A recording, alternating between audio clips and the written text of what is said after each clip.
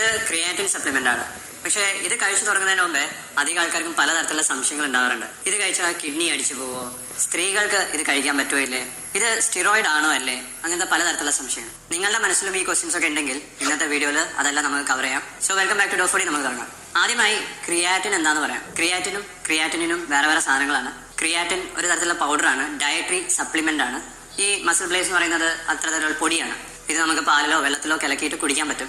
ഇനി എന്തുകൊണ്ടാണ് creatine popular ആയെന്ന് ചോദിച്ചു കഴിഞ്ഞാൽ, ഇത് കഴിച്ചു കഴിഞ്ഞാൽ നമ്മുടെ മസിലിൽ കുറച്ചും കൂടി മാസ് ഉണ്ടാക്കാൻ സാധിക്കും. പല രീതിയിലാണ് ക്രിയാറ്റിൻ വർക്ക് ചെയ്യുന്നത്.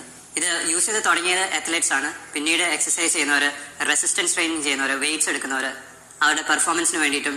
നിങ്ങളിപ്പം 10 റെപ്പറ്റീഷൻസ് ആണ് സാധാരണ വെയിറ്റ് എടുക്കുന്നതെങ്കിൽ ക്രിയാറ്റിൻ എടുക്കുകയാണെങ്കിൽ അത് 15 ആക്കാൻ പറ്റും, ചിലപ്പോൾ 20 ആക്കാൻ പറ്റും. നിങ്ങൾ എത്ര സമയമാണോ എക്സസൈസ് ചെയ്തുകൊണ്ടിരിക്കുന്നത് ആ സമയം അത് വർദ്ധിപ്പിക്കാൻ പറ്റും. മസിലിൽ ഹൈപ്പർട്രോഫി കൊണ്ടുവരാൻ സാധിക്കും. മസിൽ വലുതാക്കാൻ ഹെൽപ്പ് ചെയ്യും. ഇതിന് മാത്രമല്ല, ഇപ്പം പേഷ്യൻസ് റിക്കവറിക്ക് വേണ്ടിയിട്ട് ഉപയോഗിക്കുന്നുണ്ട്. ഒരു സർജറിക്ക് ശേഷം അല്ലെങ്കിൽ ഒരു ആക്സിഡന്റിന് ശേഷം എൽഡർലി പേഴ്സൺസ്, അതായത് 60 വയസ്സിന് ശേഷം ക്രിയാറ്റിൻ സപ്ലിമെന്റ്സ് ഹെൽപ്ഫുൾ ആണെന്ന് പല സ്റ്റഡീസിൽ പറയുന്നുണ്ട്. ക്രിയാറ്റിൻ അതിന്റെ റെക്കമെൻഡഡ് ഡോസ് ആയിട്ടുള്ള 3 മുതൽ 5 ഗ്രാം പെർ ഡേ ആ ഡോസിൽ കഴിക്കുകയാണെന്നുണ്ടെങ്കിൽ റിലേറ്റീവ്ലി സേഫ് ആണ്. കൃത്യമായിട്ടുള്ള റെക്കമെൻഡഡ് ഡോസ് പറയുന്നത് 0.1 gram per kilogram body weight per day ആണ്. അതായത് 50 കിലോ വെയിറ്റ് ഉണ്ടെങ്കിൽ നിങ്ങൾക്ക് 5 ഗ്രാം വരെ കഴിക്കാവുന്നതാണ്. ഈ ഒരു ഡോസിൽ കഴിക്കുകയാണെങ്കിൽ ക്രിയാറ്റിൻ സേഫ് ആണെന്ന് പല സ്റ്റഡീസിലും തെളിയിച്ചിട്ടുണ്ട്. കെമിക്കലി ക്രിയാറ്റിൻ എന്ന് പറഞ്ഞാൽ മീഥൈൽ ഗ്വാനഡിൻ അസറ്റിക് ആസിഡ് ആണ്. നമ്മുടെ ബോഡിയിൽ അമിനോ ആസിഡ്സ് ഉപയോഗിച്ചിട്ട് പ്രോട്ടീൻ ഉണ്ടാക്കുന്ന പോലെ ക്രിയാറ്റിനും ഉൽപ്പാദിക്കാൻ സാധിക്കും.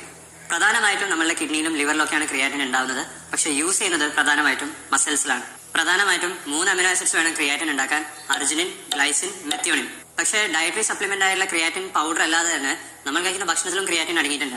അത് പക്ഷേ പ്രധാനമായിട്ടും നോൺ വെജിറ്റേറിയൻ ഭക്ഷണത്തിലാണ്.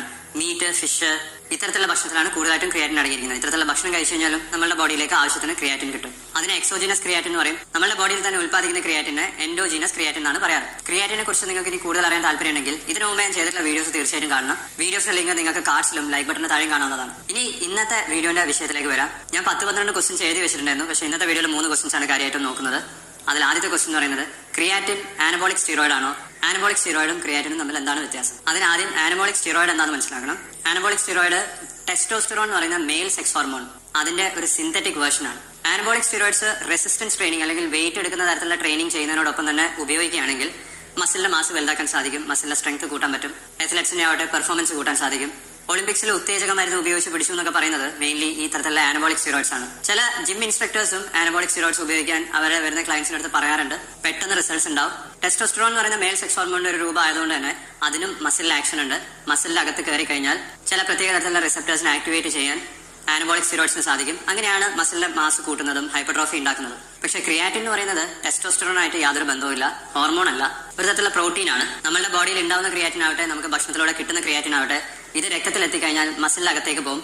മസിലിനകത്താണ് ക്രിയാറ്റിന്റെ പ്രധാനപ്പെട്ട ആക്ഷൻ വരുന്നത്. മസിലിനകത്ത് എത്തിക്കഴിഞ്ഞാൽ ക്രിയാറ്റിനെ ഫോസ്ഫോ ക്രിയാറ്റിൻ ആക്കി കൺവേർട്ട് ചെയ്യും. അതിനൊരു എൻസൈം വേണം. ഇനി ഈ ഫോസ്ഫോ ക്രിയാറ്റിൻ ഉപയോഗിച്ചിട്ടാണ് ATP ഉൽപ്പാദിക്കുന്നത്. ATP എന്ന് പറഞ്ഞാൽ അഡിനോസിൻ ട്രൈഫോസ്ഫേറ്റ് ആണ്. നമ്മുടെ ബോഡിയിലെ എനർജി കറൻസിയാണ് ATP എന്ന് പറയുന്നത്. ATP എത്ര കൂടുതലുണ്ടോ അത്രയും എനർജി നിങ്ങൾക്ക് ഉണ്ടാവും. അപ്പൊ മസിലിന്റെ അകത്ത് എനർജി കൂടുന്നതിനനുസരിച്ച് തന്നെ നിങ്ങൾക്ക് കൂടുതൽ സമയം എക്സസൈസ് ചെയ്യാൻ പറ്റും, കൂടുതൽ റെപ്പറ്റീഷൻസ് എടുക്കാൻ പറ്റും, കൂടുതൽ വെയിറ്റ് പൊന്തിക്കാൻ പറ്റും. അങ്ങനെ ഹൈപ്പർട്രോഫി ഉണ്ടാവും, മസിൽ മാസ് കൂടും. ഇങ്ങനെയാണ് ക്രിയാറ്റിൻ പ്രവർത്തിക്കുന്നത്. ആനബോളിക് സ്റ്റീറോയിഡ്സ് നമ്മളുടെ ബോഡിയിൽ ഉണ്ടാക്കുന്ന ചേഞ്ച് പോലെ തന്നെയാണ് ക്രിയാറ്റിനും ഉണ്ടാക്കുന്ന ചേഞ്ചസ് എന്ന് പറയുന്നത്. ഇത് രണ്ടും കഴിച്ചു കഴിഞ്ഞാൽ ഉണ്ടാകുന്ന ഔട്ട്കമും ഏകദേശം സെയിം തന്നെയാണ്. പക്ഷേ രണ്ടും, ആനബോളിക് സ്റ്റീറോയിഡ്സും ക്രിയാറ്റിനും കെമിക്കലി വ്യത്യാസമുണ്ട്. ആനബോളിക് സ്റ്റീറോയിഡ്സ് എന്ന് പറയുന്നത് ഒരു ഡ്രഗാണ്, ഒരു മരുന്നാണ്. ഡോക്ടറിന്റെ പ്രിസ്ക്രിപ്ഷൻ ഇല്ലാതെ ഉപയോഗിക്കാൻ പാടില്ല. അല്ലാതെ ഉപയോഗിക്കുന്നതൊക്കെ ഇല്ലീഗലാണ്. ആനബോളിക് സ്റ്റീറോയിഡ്സ് എന്ന് പറയുന്നത് കൺട്രോൾഡ് ഷെഡ്യൂൾഡ് സബ്സ്റ്റൻസസിന് അണ്ടറിൽ വരുന്നതാണ്. നേരെ മറിച്ച് ക്രിയാറ്റിൻ ആവട്ടെ ഒരു ഡയറ്ററി സപ്ലിമെന്റ് ആണ്. ഡോക്ടേഴ്സിന്റെ പ്രിസ്ക്രിപ്ഷൻ ഒന്നും ഇല്ലാതെ തന്നെ ആർക്ക് വേണമെങ്കിലും ഉപയോഗിക്കാം. സേഫ് ആണ്. വേ പ്രോട്ടീൻ പൗഡർ പോലെയോ അല്ലെങ്കിൽ വൈറ്റമിൻ അല്ലെങ്കിൽ മിനറൽസ് പോലെയോ മൾട്ടി വൈറ്റമിൻസ് ഒക്കെ പോലെ തന്നെ ആർക്കും കഴിക്കാൻ പറ്റുന്ന ഒരു തരത്തിലുള്ള ഡയറ്ററി സപ്ലിമെന്റ് ആണ് ക്രിയാറ്റിൻ എന്ന് പറഞ്ഞത്. ക്രിയാറ്റിൻ പ്രിസ്ക്രിപ്ഷൻ ഇല്ലാതെ ഉപയോഗിക്കുന്നത് ഇല്ലീഗൽ ഒന്നുമല്ല. അതുകൊണ്ട് തന്നെ ക്രിയാറ്റിനും ആനബോളിക് സ്റ്റീറോയിഡും രണ്ടും വ്യത്യാസമുണ്ട്. ക്രിയാറ്റിൻ ഒരു സ്റ്റീറോയിഡ് അല്ല. ഇനി അടുത്ത ക്വസ്റ്റ്യൻ ആണ് എല്ലാവർക്കും അറിയേണ്ടത്, ക്രിയാറ്റിൻ കഴിച്ചാൽ കിഡ്നി അടിച്ചു പോകും. എൻ്റെ അടുത്ത് 100 കണക്കിന് ആൾക്കാർ ചോദിച്ചിട്ടുള്ള ക്വസ്റ്റ്യൻ ആണ്. യൂട്യൂബ് വീഡിയോസിന്റെ കമന്റ്സിലും നേരിട്ട് കാണുന്ന സമയത്തൊക്കെ എല്ലാവരും ചോദിക്കുന്നത് ക്രിയാറ്റിൻ കഴിക്കണോ, കിഡ്നിക്ക് പ്രശ്നമാവില്ലേ എന്നുള്ളതാണ്. ഇത് ഒരു തരത്തിലുള്ള മിസ് ഇൻഫർമേഷൻ ആണ്. പക്ഷേ വേ പ്രോട്ടീൻ പൗഡർ അത് കഴിച്ചാൽ കിഡ്നി ഡാമേജ് ഉണ്ടാക്കുമെന്ന് ചോദിക്കുന്ന ആ ക്വസ്റ്റിന്റെ അത്രയും എത്തില്ല ക്രിയാറ്റിൻ കഴിച്ചാൽ കിഡ്നി ഡാമേജ് ഉണ്ടോ എന്നുള്ളത്. കാരണം അധികം ആൾക്കാർക്കും ക്രിയാറ്റിനെ കുറിച്ച് അറിയില്ല. പക്ഷേ പ്രോട്ടീൻ പൗഡർ അവർ കേട്ടിട്ടുണ്ടാവും. പ്രോട്ടീൻ പൗഡർ കഴിച്ചു കഴിഞ്ഞാൽ കിഡ്നിക്ക് പ്രശ്നം അവർ കേട്ടിട്ടുണ്ടാവും. അത് ഒരു തരത്തിലുള്ള മിസ് ഇൻഫർമേഷൻ തന്നെയാണ്. ക്രിയാറ്റിൻ കഴിച്ചു കഴിഞ്ഞാൽ കിഡ്നി അടിച്ചു പോകുമെന്ന സംശയം വരാൻ പല കാരണങ്ങളുണ്ട്. അതിലൊന്നെന്ന് പറയുന്നത് ക്രിയാറ്റിനുമായിട്ടുള്ള ബന്ധമാണ്. ക്രിയാറ്റിനിന്റെ അവസാനം INE എന്നും കൂടി ഉണ്ടാവും. ക്രിയാറ്റിൻ എന്ന് പറയുന്നത് ഒരു തരത്തിലുള്ള മെറ്റബോളിക് പ്രൊഡക്റ്റ് ആണ്. അത് ക്രിയാറ്റിൻ തന്നെയാണ് ഉണ്ടാവുന്നത്. പക്ഷെ ക്രിയാറ്റിൻ എന്ന് പറഞ്ഞ ഒരു വേസ്റ്റ് പ്രൊഡക്റ്റ് ആണ്, വേസ്റ്റ് ആയിട്ടുള്ള സാധനമാണ്, നമ്മുടെ ബോഡിക്ക് ആവശ്യമില്ല. ഞാൻ നേരത്തെ പറഞ്ഞു മസിലിനകത്ത് ക്രിയാറ്റിൻ ഉണ്ട്, അത് ഫോസ്ഫോ ക്രിയാറ്റിനായി മാറും. ഇത് രണ്ടും ക്രിയാറ്റിനിൻ ആയി മാറുന്നുണ്ട്. ഈ ക്രിയാറ്റിനിൻ പിന്നീട് ബ്ലഡിലേക്ക് എത്തും. നമ്മളൊരു ബ്ലഡ് ടെസ്റ്റ് ചെയ്യുന്ന സമയത്ത്, കിഡ്നി ഫംഗ്ഷൻ ബ്ലഡ് ടെസ്റ്റ് ചെയ്യുന്ന സമയത്ത് സിറം ക്രിയാറ്റിനിൻ എന്ന് പറയുന്നത് ഈ രക്തത്തിലുള്ള ക്രിയാറ്റിനിന്റെ അളവ് നോക്കിയിട്ടാണ്. ഇതിനൊരു നോർമൽ റേഞ്ച് ഉണ്ട്. ഹെൽത്തി ആയിട്ടുള്ള കിഡ്നീസിന് ക്രിയാറ്റിനിൻ എന്ന് പറയുന്ന വേസ്റ്റ് പ്രൊഡക്റ്റിനെ ഫിൽട്ടർ ചെയ്ത് യൂറിനിലൂടെ പുറത്തേക്ക് കളയാനുള്ള കഴിവുണ്ട്. പക്ഷേ കിഡ്നിന്റെ ഈ ഫംഗ്ഷൻ കുറയുന്നതിനനുസരിച്ച് തന്നെ രക്തത്തിലുള്ള ക്രിയാറ്റിനിന്റെ അളവ് കൂടുകയാണ് ചെയ്യുന്നത്. രക്തത്തിലുള്ള ക്രിയാറ്റിനിന്റെ അളവ് കൂടുന്നതിനനുസരിച്ച് തന്നെ നമുക്ക് കിഡ്നിയുടെ ഫംഗ്ഷൻ കുറഞ്ഞിട്ടുണ്ടെന്ന് പറയാൻ സാധിക്കും. പക്ഷെ ഒരാളുടെ കിഡ്നിയുടെ ഫംഗ്ഷൻ അത് വെറും ക്രിയാറ്റിനിൻ മാത്രം നോക്കി കണ്ടുപിടിക്കുന്നത് മണ്ടത്തരാണ്. അങ്ങനെ ചെയ്യാൻ പാടില്ല. ക്രോണിക് കിഡ്നി ഡിസീസ് ഉള്ള പേഷ്യൻസിനൊക്കെ ക്രിയാറ്റിനിന്റെ അളവ് രക്തത്തിൽ കൂടി വരുന്നത് കാണാറുണ്ട്. പക്ഷെ അത് കിഡ്നി ഡാമേജ് ഉള്ളതുകൊണ്ട് ക്രിയാറ്റിനിന്റെ അളവ് കൂടുന്നതാണ്. മറ്റു പല കണ്ടീഷൻസിലും ക്രിയാറ്റിനിന്റെ അളവ് കൂടി വരാം. നിങ്ങൾ കുടിക്കുന്ന വെള്ളത്തിന്റെ അളവ് കുറവാണെങ്കിൽ, നിങ്ങളുടെ ഭക്ഷണത്തിൽ ക്രിയാറ്റിൻ കൂടുതൽ അടങ്ങിയിട്ടുണ്ടെങ്കിൽ, നിങ്ങൾ ഒരു ദിവസം 300 ഗ്രാം ചിക്കനൊക്കെ കഴിക്കുകയാണെങ്കിൽ, നമ്മൾ ഇന്നത്തെ വീഡിയോയുടെ വിഷയമായ ക്രിയാറ്റിൻ മോണോഹൈഡ്രേറ്റ് എന്ന് പറഞ്ഞ പൗഡർ കുടിക്കുന്നുണ്ടെങ്കിൽ, ഇങ്ങനത്തെ സിറ്റുവേഷനിലൊക്കെ ക്രിയാറ്റിനിന്റെ അളവ് രക്തത്തിൽ കൂടി വരും. പക്ഷെ അതിന്റെ അർത്ഥം കിഡ്നി ഡാമേജ് ഉണ്ടായിട്ടുണ്ടെന്നല്ല. നിങ്ങളുടെ ബോഡിയിൽ ക്രിയാറ്റിന്റെ അളവ് കൂടിയതുകൊണ്ട് ആ ക്രിയാറ്റിനിൽ നിന്നും ക്രിയാറ്റിനിൻ ആയി മാറുന്നുണ്ട്. അങ്ങനെ ക്രിയാറ്റിനിന്റെ അളവ് കൂടുന്നതാണ്. ഇനി കിഡ്നി ഫംഗ്ഷൻ കണ്ടുപിടിക്കാൻ ക്രിയാറ്റിൻ എന്ന് പറഞ്ഞ ബ്ലഡ് ടെസ്റ്റ് മാത്രമല്ല, നമുക്ക് പലതരത്തിലുള്ള വേറെ ടെസ്റ്റുകളുണ്ട്. സ്ത്രീകളെയും പുരുഷന്മാരെയും വെച്ച് കമ്പയർ ചെയ്ത് നോക്കുമ്പോൾ പുരുഷന്മാർക്ക് മസിൽ മാസ് കൂടുതലായിരിക്കും. അതുകൊണ്ട് തന്നെ അവരുടെ ക്രിയാറ്റിന്റെ അളവ് കൂടുതലായിരിക്കും. രക്തത്തിലുള്ള ക്രിയാറ്റിനിന്റെ അളവും പുരുഷന്മാർക്ക് കൂടുതലായിരിക്കും. കൂടുതൽ നോൺ വെജിറ്റേറിയൻ ഭക്ഷണം കഴിക്കുന്നവർക്ക് ക്രിയാറ്റിനിന്റെ അളവ് കൂടുതലായിരിക്കും. ഇറച്ചിയുടെ കാര്യം പറയുകയാണെന്നുണ്ടെങ്കിൽ 6 ഔൺസിൽ 0.7 ഗ്രാം ക്രിയാറ്റിൻ അടങ്ങിയിട്ടുണ്ട്. അപ്പൊ നിങ്ങൾ കൂടുതൽ മീറ്റ് കഴിക്കുന്നതിനനുസരിച്ച് ക്രിയാറ്റിന്റെ ലെവൽ കൂടും, ക്രിയാറ്റിനിന്റെ അളവും കൂടും. അതിന്റെ അർത്ഥം നിങ്ങളുടെ കിഡ്നിയുടെ ഫംഗ്ഷൻ കുറഞ്ഞു എന്നല്ല. ഇനി ക്രിയാറ്റിൻ, അതായത് സപ്ലിമെന്റോ അല്ലെങ്കിൽ ഭക്ഷണത്തിലൂടെ കിട്ടുന്ന ക്രിയാറ്റിന്റെ കാര്യം പറയുകയാണെങ്കിൽ അത് സാധാരണ രീതിയിൽ യൂറിനിൽ കാണാറില്ല. പക്ഷെ നിങ്ങൾ ക്രിയാറ്റിൻ സപ്ലിമെന്റ്സ് കഴിക്കുകയാണെങ്കിൽ ഒരു ദിവസം 10 ഗ്രാം വരെ യൂറിനിലെ ക്രിയാറ്റിന്റെ അളവ് കാണാം. അതും നോർമൽ ആണ്, എക്സ്പെക്ടഡ് ആണ്. രക്തത്തിലുള്ള ക്രിയാറ്റിന്റെ അളവ് കൂടുന്നതിനനുസരിച്ച് തന്നെ കിഡ്നിക്ക് എക്സ്ട്രാ വർക്ക് ചെയ്യേണ്ടി വരും. പക്ഷെ ഹെൽത്തി കിഡ്നി ആണെന്നുണ്ടെങ്കിൽ ആ എക്സ്ട്രാ വർക്ക് അത് കൃത്യമായിട്ട് ചെയ്തോളും. എക്സ്ട്രാ കൂടി വന്നിട്ടുള്ള ക്രിയാറ്റിനെ ഫിൽട്ടർ ചെയ്ത് യൂറിൻ വഴി അത് പുറത്തേക്ക് കളഞ്ഞോളും. അതിന്റെ അർത്ഥം കിഡ്നിക്ക് ഓവർലോഡ് വർക്കായി, കിഡ്നി കൂടുതൽ പണിയെടുക്കുന്നുണ്ട് കിഡ്നിന്റെ പ്രവർത്തനം നിൽക്കുന്നൊന്നുമല്ല. ഇനി ഇങ്ങനെ ക്രിയാറ്റിനിന്റെ അളവ് കൂടി വരുന്നത് തന്നെ ടെമ്പററി ആണ്, കുറെ കാലത്തേക്ക് ഉണ്ടാവില്ല. ക്രിയാറ്റിൻ സപ്ലിമെന്റ്സ് കഴിച്ചു തുടങ്ങുന്ന ഒരാളുടെ ബോഡിയിൽ നോക്കുകയാണെങ്കിൽ ആദ്യത്തെ കുറച്ച് ദിവസങ്ങളിലേക്ക് മാത്രമാണ് ക്രിയാറ്റിനിന്റെ ലെവൽ കൂടി വരുന്നത്. പിന്നീട് അത് സ്റ്റെബിലൈസ് ആവും. 100 കണക്കിന് ഇത്തരത്തിലുള്ള സ്റ്റഡീസ് നടത്തിയിട്ടുണ്ട്. 12 സ്റ്റഡീസിൽ കണ്ടുപിടിച്ചത് ക്രിയാറ്റിൻ സപ്ലിമെന്റ്സ് കഴിക്കുകയാണെങ്കിൽ പോലും രക്തത്തിലുള്ള ക്രിയാറ്റിനിന്റെ അളവ് കൂടില്ല എന്നാണ്. 8 സ്റ്റഡിയിൽ കണ്ടുപിടിച്ചത് ക്രിയാറ്റിൻ കഴിക്കുന്നതിനനുസരിച്ച് തന്നെ ക്രിയാറ്റിനിന്റെ അളവ് കൂടും, പക്ഷെ നോർമൽ റേഞ്ചിന്റെ അകത്ത് തന്നെ നിൽക്കും. അതായത് നോർമൽ റേഞ്ച് 0.7 1.3 ഇടയിലാണെങ്കിൽ ആ റേഞ്ചിന്റെ അകത്ത് നിന്നോളും. വെറും 2 സ്റ്റഡീസിൽ മാത്രമാണ് ക്രിയാറ്റിനിന്റെ അളവ് നോർമൽ റേഞ്ചും കഴിഞ്ഞ് മുകളിലേക്ക് പോകുന്നതായിട്ട് കണ്ടിട്ടുള്ളത്. ക്രിയാറ്റിൻ സപ്ലിമെന്റ്സ് കഴിച്ചു കഴിഞ്ഞാൽ കിഡ്നി ഫംഗ്ഷൻ കുറയുമെന്ന് സംശയം തോന്നിപ്പിക്കുന്ന രീതിയിലുള്ള ഒരു സ്റ്റഡി നടത്തിയത് 1998 ഈ സ്റ്റഡിയിൽ ഒരു യങ് മെയിൽ അഡൽട്ടിനെയാണ് സ്റ്റഡി ചെയ്തത്. ഇവർക്ക് ഓൾറെഡി കിഡ്നി ഡിസീസ് ഉണ്ടായിരുന്നു. ഇവരുടെ കിഡ്നി ഫംഗ്ഷൻ ഓൾറെഡി കുറവായിരുന്നു. എന്നിട്ടും 15 ഗ്രാം ക്രിയാറ്റിൻ ഇവര് ലോഡിംഗ് ഡോസ് ആയിട്ട് കഴിച്ചു 5 ദിവസം. അതിനുശേഷം എല്ലാ ദിവസവും 2 ഗ്രാം ക്രിയാറ്റിൻ കഴിച്ചു. കുറച്ച് ആഴ്ചകൾ ഇങ്ങനെ കഴിച്ച സമയത്ത് കിഡ്നി ഫംഗ്ഷൻ വീണ്ടും കുറയുന്നതായിട്ട് കണ്ടു. പക്ഷെ ഇവർ ഓൾറെഡി കിഡ്നി പേഷ്യന്റ് ആണെന്നുള്ളതും 8 വർഷമായി കിഡ്നി അസുഖത്തിന് വേണ്ടി ട്രീറ്റ്മെന്റ് എടുക്കുന്നതാണെന്നുള്ള കാര്യം ഈ സ്റ്റഡിയിൽ പറഞ്ഞിട്ടുണ്ടായിരുന്നു. പക്ഷെ അത് അധികം ആൾക്കാരും ശ്രദ്ധിച്ചിട്ടുണ്ടായിരുന്നില്ല. അയ്യോ, മാച്ച് ഒന്നുമില്ല, വെറുതെ ഇരുന്ന് ബോറടിക്കാം.